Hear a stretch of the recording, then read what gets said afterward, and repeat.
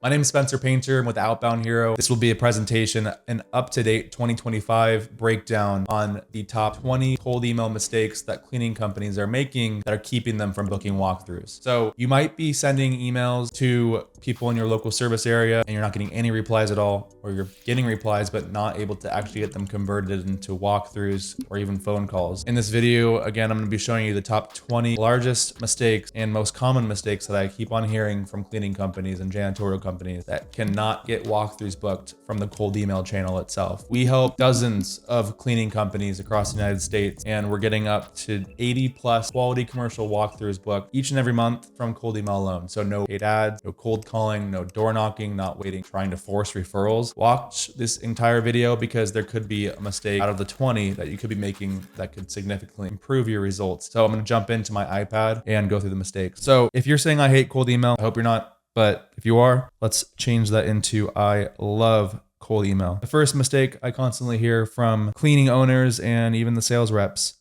is that they're relying on one data source that they purchased, which is Apollo or ZoomInfo, and they're skipping location-specific emails. So if you go on the Joint Chiropractic, it's a large franchise for chiropractic clinics all across the US, you can literally just search the Joint Chiropractic from your location on Google, and it will find the contact us page. If you maybe say contact us, I don't remember exactly how I did it, but it's one click and it gets you to the contact us page. And here is the email to email. As you can see, it's a 42020. That's for West Seattle. Say you wanted to email one down the street, it's probably going to be ending with a 1 or something else, or a 919. I'm not sure, but that's the office email for that specific location. Why that's good is because the office manager, potentially the person that manages the facility, I'm not sure if it's going to be at a clinic, but the owner, the chiropractor, the franchise owner, whatever it is going to be connected most likely to that email address since it's that specific location, or could easily get the email forwarded over to them to say, hey, are you interested? Or we're looking into cleaning services. Should I say yes to whoever reached out to us? And so if that's true, we're going to get an email back and yes, I'm interested because we emailed clinic 42020, or whatever that is in the West Seattle, the Joint Chiropractic, and they're currently looking into cleaning services.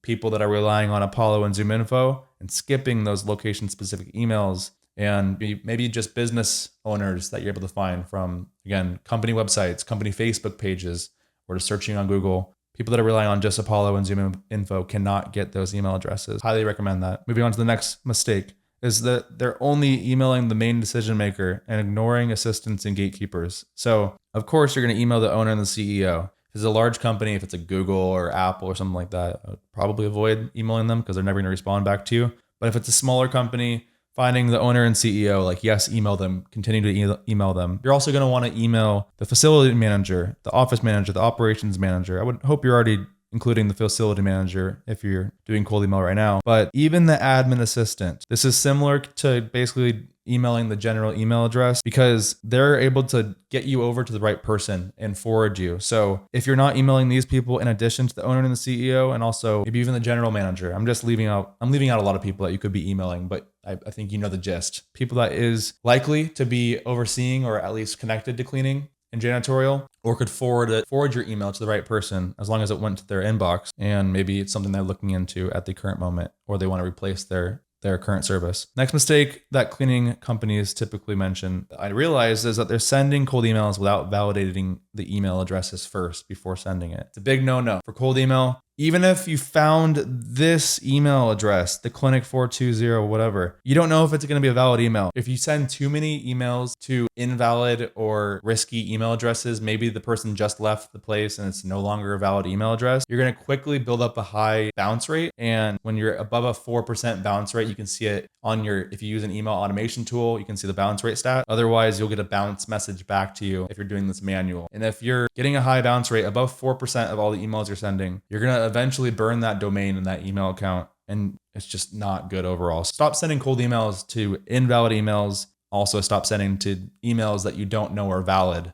or at least 97% chance that they are valid because you ran it through an email validation tool like Reune, Find Email, Million Verifier. There's so many. Or Enrichly for a risky catch-all validation tool. Next is writing generic emails without using the company name, at the very minimum, the city. So making it relevant knowing that you guys are commercial cleaners or janitorial companies or a sanitization company in the specific city, and relevant details. So this is optional. It's going to significantly improve your chances of getting a yes or just any response back. At the minimum, for all of our clients, our lowest performing client, and it's in the smallest market, is getting a 7% overall response rate. The reason why is because it's always relevant and resonates with people that we're emailing. That of course includes not interesteds and follow-ups and stuff, but at the same time, 7% response rate is really good because we are making it relevant and not generic. So don't say, I hope this email finds you. You already know that looks like it's automated, looks like it could be coming from someone you don't want to do business with. The thing with this email, or this first line of the email, it looks long, call that out there,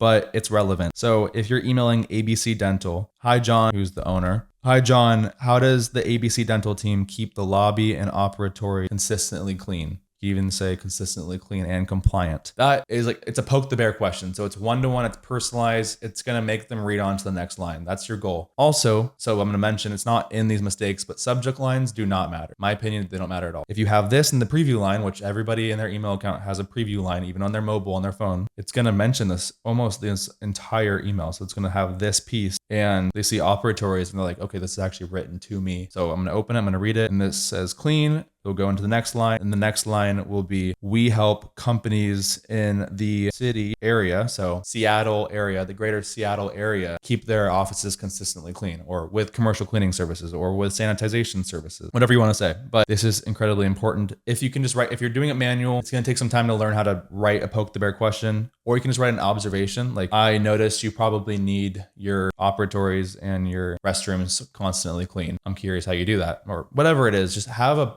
relevance. It's going to help you get up to that 7% minimum response rate, which is very important because you want to take advantage of every person that you're going to be emailing, making sure that the email is relevant, since you're operating out of a tight window, a local service area, versus other companies that are B2B, like they go across the entire United States, including Canada. You're just in that little small pocket in the United States. So you need to be hitting all these people with the right emails. So even if they're not interested at the moment, they can email you back and be like, oh, they wrote me a good email, or these guys are legit. They are who they say they are. So I'm going to email them, and that might be a couple of weeks later, a month later, whatever it is. So keep your emails relevant and don't send generic emails. Now, I'm emphasizing that a lot, but that's something I care a lot about a lot. So moving on to the next point. Mistake is going into the last one I just mentioned, but making the email all about your company instead of theirs. So you want it to be not you oriented. I messed that up. So it's them oriented versus you. So 1 to you, 3 to them. So that should be the ratio. So poke the bear question, it's about them, or an observation about their company. And then it's, we do commercial cleaning. So just say what you guys do, the offer, whatever it is. And then making it about them in the next line, which I'll go into, I'm going to hint it right here, I believe. So social proof is, if it's a dental clinic, we help dental clinics in the city area, like making it about them, not just generic, and making it specialized. And then the last line is going to be a clear yes or no question. For all of our cleaning clients, it always mentions a cleaning estimate, a janitorial estimate. It mentions cleaning because if they only look at that one last line and it says, are you open to a cleaning estimate? If they only read this line, they could just easily say yes and then email right there and then read up on the beginning of your email. But if it's a clear, biggest thing, clear yes or no CTA. So people say interested question mark or any interest. They might not read what's above it and just skip it and be like, oh, that's a cold email, I'm going to skip it. But if they're actually open to a cleaning estimate, or they're the right person, whatever, they're going to be interested. It's clear. It's a yes or no. Yes, I'm interested. No, I'm not interested. Give me pricing.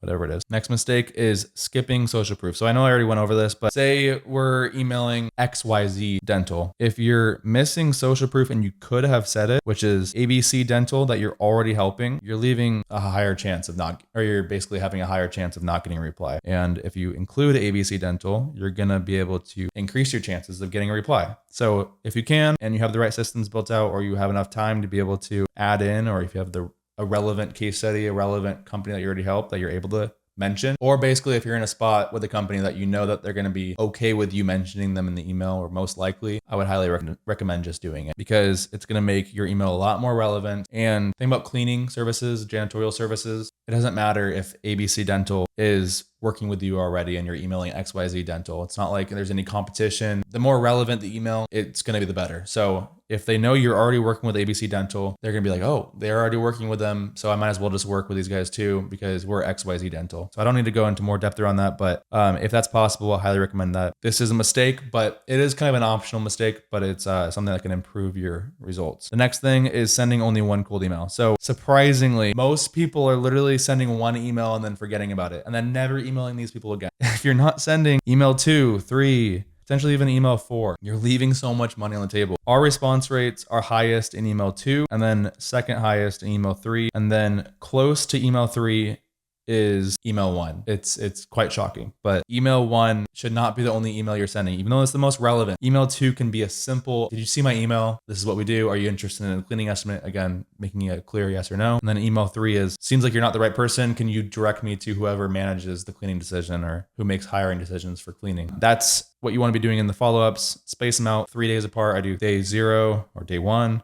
3 days later, and then 9 days later. So it's a good cadence. And then again, fourth follow-up, that's optional, but we'll get into something that was relevant to that in a second. Next mistake that cleaning companies are constantly making all the time is crazy. They're scared of making a dial. They do cold calling all day long, or they try cold calling, or maybe, I don't know. They don't want to make calls. When the email, can I get a quote for cleaning our clubhouse on a regular basis? Yes, of course. Email them back and say, yes, let's get a quote. Let's get a time scheduled for a walkthrough. The chance of that getting ghosted is actually still pretty high. Once someone shows interest, that means maybe they're interested in other cleaning services around your area. So they are on ads, clicking in and booking times with them. They might just forget about you. Number one priority within, I'm going to go into more depth around this, but the number one priority, if you can get it within an hour during business hours and you see a phone number in their email signature, call that dang phone number. Call it even twice. Literally get a hold of these people over the phone. You're going to have a way higher chance of booking them into a walkthrough and getting an estimate, or even seeing if it's worth driving out or doing whatever it is to continue the conversation or not. So highly recommend that, even on semi-interested leads. I think the next thing is going to be relevant to what I was saying. Yes. So I don't really need to go too much depth around this, but all these companies that I speak to, there's very, very few that are very quick to respond to leads that come inbound or from outbound through cold email. They take hours to respond, or the next day. Or I hate when people email me and then I email saying, yes, I'm interested. And then they wait 4 days later to email me back. I'm like, I'm not interested anymore.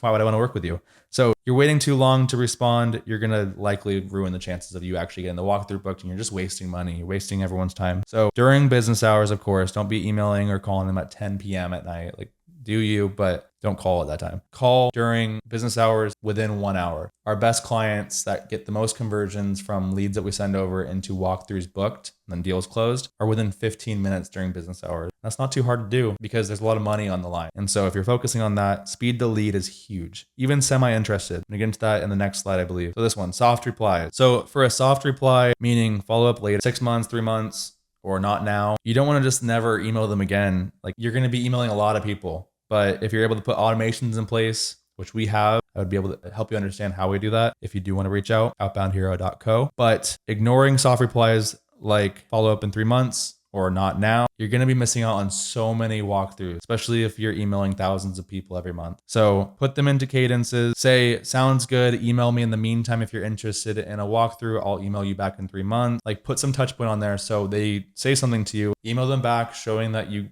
are thankful for their message, and then that you're going to reach out whenever they say, and actually reach out. So that's a huge mistake that people are making. Next thing is not pushing for a walkthrough when someone shows. It's basically asking for price, and that's what I mean. People look for layups. They're looking for the easiest thing. So you're not going to get a reply that always says, I want to walk through tomorrow, or call me at this time. It's pricing ? Or what are your rates? It's not an easy question to answer, because you don't, I'm going to get into it later, but you don't want to be giving your rate just over cold email. You want to be giving your rates in person by showing enough value after understanding the situation, understanding what actually needs to be cleaned and sanitized or whatever it is. So push for the walkthrough. Whenever someone says pricing, rate, they're just showing that they're interested, or I'm interested. Get that walkthrough scheduled. What I recommend is, I know it's a long email back, of course, calling first, warm calling people that are hot leads saying they're interested, but giving time slots. So I'm available June 1st, June 2nd, June 3rd, like Monday, Tuesday, Wednesday at 3 times. So 10 a.m. I would even give your time zone. So PST. And then at the same time, I highly recommend having a booking link. Google literally has a booking link that you can plug in there now, but get a Calendly, get a TidyCal on AppSumo, whatever it is, say at the end of it, or if it's easier, if you're ever getting an email from Outbound Hero, you're going to see a reply like this because it works the best. Use my booking link to schedule link. So that is the highest conversion reply template to get an email converted into a walkthrough or an estimate, or at least just speaking to the person. So without going into more depth around that, big mistake of not pushing for a walkthrough and trying to keep everything over email. Don't be scared. Just get the walkthrough booked, show up to their office, or say, I can drop in at this time, confirm that you're going to be there, or whatever it is. Next thing, stopping after 1 to 2 messages with interested lead. If you're getting to the second message, you're better than most cleaning companies that get an interested reply, because usually they say, okay, awesome. They send this reply too. Good. But things that they don't book from that reply, they seem like they're losing interest. They start to ghost you. Marketing rules, people that I see online, if you look it up, 7 is the golden number. So a lot of people will book, a lot of people will get walkthroughs scheduled on the first or second email back to them, or the first or second response back to the lead that said they're interested, asked a question, and then also calling them in addition. But what you should be doing at the minimum is every 3 days calling the phone number if you have that phone number, and then also emailing. If it's in the same thread, I would just continue in the same thread. That's the easiest. It's not like they're going to lose that email thread. It's going to keep bumping up to the primary inbox at the very top, or starting a new thread saying you were interested, yada, yada, yada. And if they lose interest, you're going to be recycling them, which I'll get into in a little bit. That's another mistake that cleaning companies make all the time. So the next thing is sending cold emails from your main business domain. This pretty much hurts your entire company and puts everyone in jeopardy. And the reason why is because if you're sending from your main domain a cold email, and say you didn't follow the mistake that many people make is not validating every email address that they're sending to with an email validation tool like Reune, Find Email, or Million Verifier, there's a chance of it bouncing. Even if you're buying it from Apollo or you're getting it from ZoomInfo, still a chance of these emails bouncing. The reason why is because people leave companies, all of a sudden data gets stale, it gets old. And if you're sending emails to people that actually don't work there anymore, or it's an invalid email address, above a 4% bounce rate. I think I've already mentioned this earlier, but it's going to eventually start sending your domain to a low reputation sender domain pool for both Google and Microsoft. And also, if people are hitting this is spam, they're putting spam complaints on your cold emails, because that just happens. Everyone's human. People don't like cold emails sometimes. That's going to hurt your domain reputation. And it all comes from your domain. So yes, your email account, the email account you're sending from has its own score, sending score. The domain is also very important. And if your entire domain goes down, all of your emails are at risk across your whole company. So if clients are emailing you and you email back, your email back to them could go straight to spam. Or if you're emailing them about billing, or you're emailing them about a question, like if you or your company's emailing a client, it's going to potentially start going to spam, the junk folder. And then you have to replace your company website, all that jazz. Stop sending from your main business domain at all costs. I would do that, and I'd prioritize that over anything right now. Next mistake that many cleaning companies are doing, especially when they're using automation tools to use sequencers or whatever it is, they're enabling open tracking and link tracking. That's basically putting a pixel, or I don't even know what it is, a piece of code in the email to see if the recipient opened the email. And honestly, it's not even accurate anymore, because I don't want to go into too much depth with it, but Apple has this thing that it basically opens every email before it even gets delivered to the inbox, something around that. And then link tracking, that's just another pixel as well. So if you're doing both, that's bad. One is still bad. So to send in plain text. Images, if you're including an image, that's just a no-no. Don't do that in the first email, especially. Email 2, I don't know what you'd send an image of, like a GIF or a meme. I don't think that's even relevant. And then also a link. Like one link is fine. I would still avoid links at all costs, especially unsubscribe links. Have a plain text unsubscribe message. We'll get into that later, but avoid pixels of this, the image, which is bad, and then too many links. Have at max 1 or 2, but I would just avoid it at all costs if you could. Next thing goes into the email account you're sending from. So I told you don't send from your main email account, but if you're sending cold emails right now and you are doing that, I would just go and check your company's DNS records. So whoever set up your website, whoever set up your email account system, your IT person, go check your DNS settings. If you're getting bounce messages, or if you're getting no replies, that's a bad sign that your DNS records are potentially off. Because if you don't have a DKIM authenticated, it's like some technical thing. I'm not going to go in the weeds with it, but ask IT person. There's YouTube videos all over YouTube. So watch instructions on like seeing if yours are set up correctly, whether you use Microsoft, Google, or something else. Make sure your DNS settings are correct. I just use email providers. So Scaled Mail, Mailer.io, and then Puzzle Inbox. For inboxes, I just purchased it directly from them. They set it up all for me, and I know that I don't have to worry about anything. Next mistake cleaning companies and cleaning salespeople are doing, they're removing their signature. They're not having an email signature at all that meets CAN spam compliance. So CAN-SPAM, that's a law, it's a legal thing with the government, and basically it's protecting the consumer or recipient of the email from getting spam and trying to reduce spam at all costs. And they're pretty large fines. I believe the maximum it can be is $50,000 per instance or whatever it is. Avoid it. Avoid it at all costs. There's no reason not to avoid any issues with CAN spam violations. So the way to make sure that you're CAN spam compliant is having your company name at the very end of the email, HQ location, address, and then an opt-out message. So do not have a opt-out link. I know automation tools allow you to do that. They encourage it sometimes, especially legacy ones.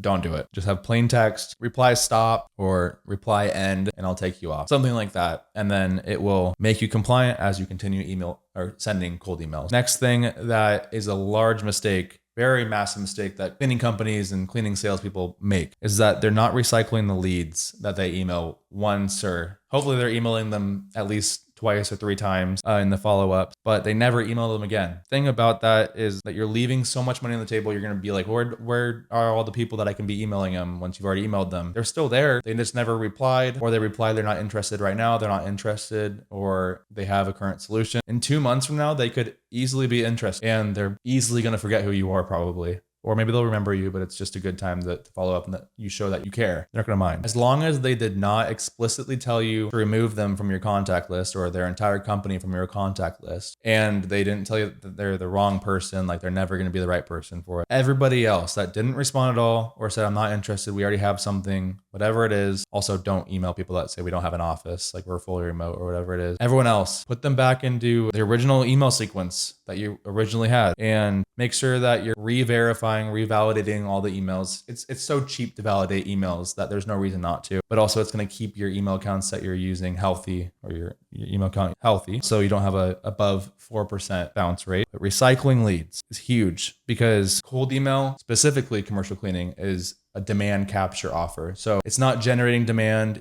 You're not going to be making the money, kind of save them money, but not saving the money really. It's just if they need cleaning services, their current solution needs to be replaced, or they're considering it, they want to quote, they want to bid, they might be interested 2 months from the time that you email them first time, and you want to capture that interest, because most other cleaning companies are not, especially if you're emailing those general email addresses, like the location specific office ones that I was showing you earlier. If you're emailing them constantly every 2 or 3 months, as long as they're not telling you to take them off, keep doing it, because eventually they'll want your services, or at least you'll show that you're legit and you care. Next mistake is that they're doing so many things manually. I'm going to put it out there right now. Minimum, every client that we ever work with on the commercial cleaning, janitorial, sanitization side, facility services side, minimum 10,000 valid leads get entered into campaigns. Minimum, sometimes up to 75,000. One in San Francisco that we helped, 75,000. I believe it's more than that, which is crazy, but there's so many email accounts that you can email in your local service area, even if it's 40 miles radius from your main office. You cannot send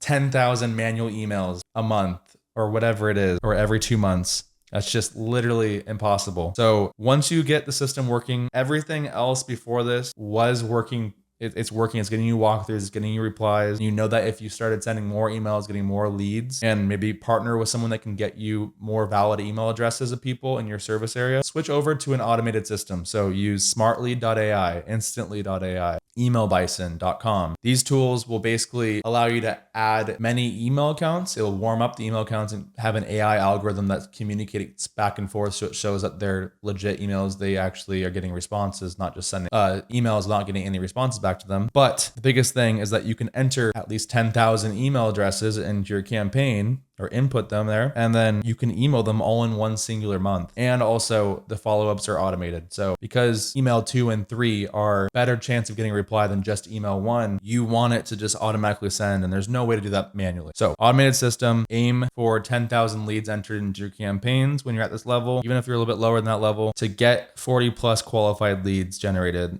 commercial leads generated every month. You need automation. You need it. Then finally, this goes in tandem with the last one, which is email automation. Not having and building a proper cold email infrastructure that can get you that scale to be able to send to 10,000 people at the minimum versus only 300 in a given month. So anything above 100 email count is good. So it gets expensive, but it's worth the squeeze and paying the investment for. So one email count, you can send 30 emails per day. And then if you go above that with Google or Microsoft or whatever you're using, it gets at risk of sending too many emails per day. And that can eventually get you into spam issues and things like that, spam folder issues. But if you have 100 rotating at a lower sending volume, going off of the sender providers that you're potentially using, like Scaled Mail, Puzzle Inbox, and Mailer, you're keeping those emails per day, sending out cold at like 5 per day, 10 per day, 15, 20 per day, way lower than 30. So you're able to get 100 times that. So say you're sending 15 per day, you're going to be sending 1,500 new emails per day versus the 30. So that's going to be able to get you to where you need to have enough sending volume to get enough quality commercial walkthroughs every month. So those are the top 20 cold email mistakes that I constantly hear cleaning companies are making that are preventing them from booking walkthroughs. The thing about cold email, it works so good for commercial cleaning companies if you do it right. I'm hoping that you're not going to be using those mistakes or fixing any of those mistakes in your own cold email strategy for your business. So if you liked this whole idea of getting at the very minimum, even if you're in a small market, 10 plus quality commercial leads each month. Usually it's 40 plus, getting up to 80 to 90 to 100 quality commercial leads every month. Reach out to me. My website is outboundhero.co, outboundhero.co, and we can talk there. But in the meantime, I'm going to keep putting out more content like this. So I will see you in the next video. I hope you enjoyed and you can apply some of these fixes, these mistakes. Peace.